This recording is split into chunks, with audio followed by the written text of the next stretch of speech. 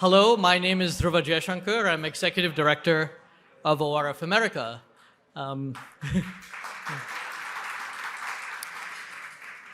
Welcome to our annual year-end dinner. It's always a good sign to see people lingering, talking, meeting people they haven't seen for a long time. And that's precisely the kind of occasion that we were hoping to have to celebrate 3 years of our organization with our friends, colleagues, and well-wishers. I want to begin by acknowledging many of you who are here. Some of you have traveled extraordinarily far to be with us today. Earlier today, ORF America held its annual board meeting, and I'm grateful to our board of directors for their continued guidance and leadership. You'll be hearing from all of them later tonight, and these include ORF Chairman Sanjay Joshi, who has joined us here from India. Mr. Joshi is over there, yes. Former U.S. Deputy Secretary for Homeland Security, Jane Hull-Lute, who is our co-chair of our board. ORF President Samir Saran, who's a member of our board. Former Swedish Prime Minister and Foreign Minister, Carl Bildt. Former Australian Foreign and Defence Minister, Senator Maurice Payne. And Professor David Victor of the University of California, San Diego. In addition, I would like to acknowledge two members of ORF's Global Advisory Board who are here with us. Former Canadian Prime Minister Stephen Harper, and President of the Emirates Policy Center, Ebtissam El-Khatbi. We are grateful to have with us officials from the US government, including the Departments of State and Defense, the National Security Council staff, USAID, and staff from the US Congress. We also have members of the diplomatic corps, including from the embassies of India, France, Japan, Serbia, North Macedonia, Australia, Singapore, Israel, and Bahrain. A welcome also to corporate representatives, members of the press, and of course, fellow think tanks. And last but not least, many of our partners with whom ORF America has collaborated over the past several years, including E3G, the Asia Group, the Japan Bank for International Cooperation, and the US-India Business Council. They say a picture is worth 1,000 words, but as any social media influencer would tell you, a video is probably worth a few million. So rather than hear me ramble on, here's a short video about ORF America and our journey. It's a very challenging time in the world. Climate change, technology developments, all of these things cross borders and affect everyone. Ideas can't just come from the wealthy and the powerful. They have to come from everyone. People want fresh ideas, and it's time to bring in new voices. ORF America was established in 2020 with the intention of being in some ways a bridge between policy discussions in the United States, in India, and around the world. We have a really unique identity as an American organization that has an Indian affiliation and has some kind of operation in almost every continent around the world.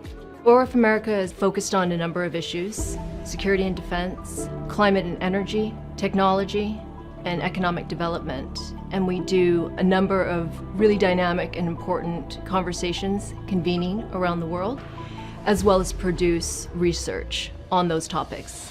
ORF America is uniquely positioned to bring the lessons of India's development model to a global audience. We have hundreds of millions of people coming out of poverty, a new middle class, a new consumer class that is emerging.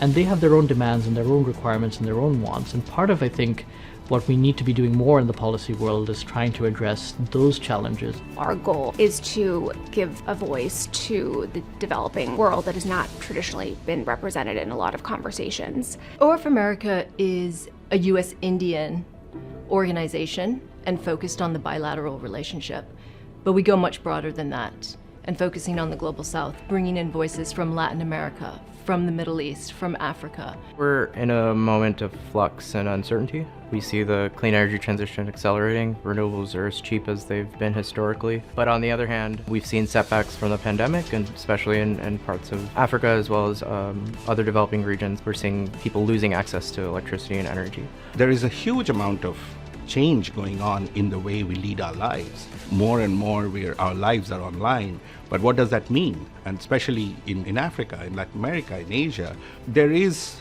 a need to understand these things together. We are working with a range of partners in government, civil society, and industry through a series of global convenings, trying to find answers to pressing questions. It's remarkable that in the first few years of our establishment, we've really created a name for ourselves here in Washington, D.C., and abroad as well.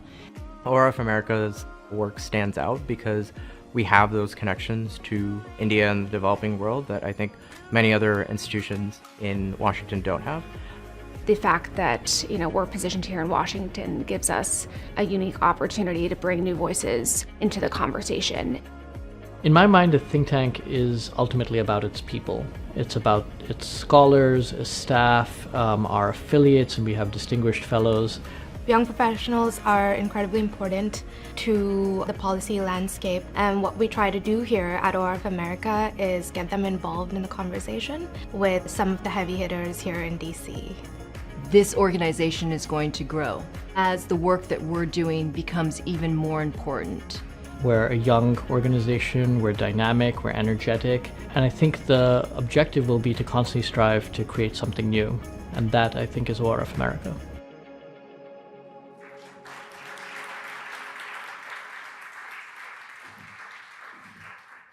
Thank you.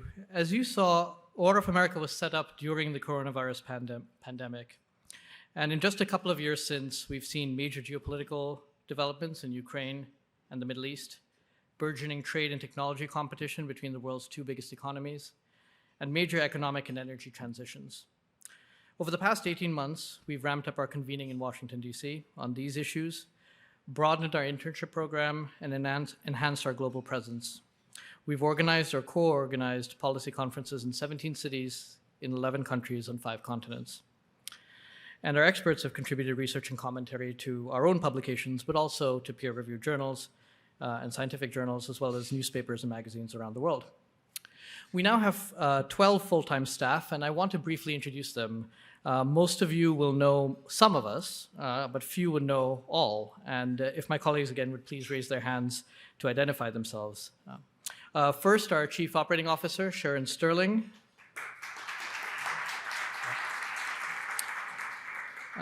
Senior Fellow for Technology, Dr. Andreas Kuhn, who's joined us from California. Senior Fellow for Economic Policy, Dr. Anand Mukherjee. Fellow for Energy and Climate Policy, Dr. Shayak Sengupta. Senior Program Manager for our Cyber Policy Program, Annalene Rogeman. I'll lump the rest of you together. Program Managers, Natalie Boyce, Sadiq Amini, and Jeff Bean. And our program assistants, Amar Nainar, Meda Prasanna, and Yasmin Ghosh. Last but not least, I don't want to forget our distinguished fellow, Udaybir Das, who joined us after a long career in central banking and the IMF. Ours is a small but growing team, hailing not just from India and the United States, but also from Switzerland, Belgium, Afghanistan, Brazil. And that's a living reflection of our international identity. With that, it gives me great pleasure to invite Ambassador Sripriya Ranganathan, Deputy Chief of Mission at the Embassy of India to the United States, to share a few words on the India-US partnership and its increasing global relevance. Ambassador Ranganathan was previously India's envoy to South Korea, and after joining the Indian Foreign Service in 1994, served in Turkey, Myanmar, and Hong Kong, amongst other places. Ambassador, welcome.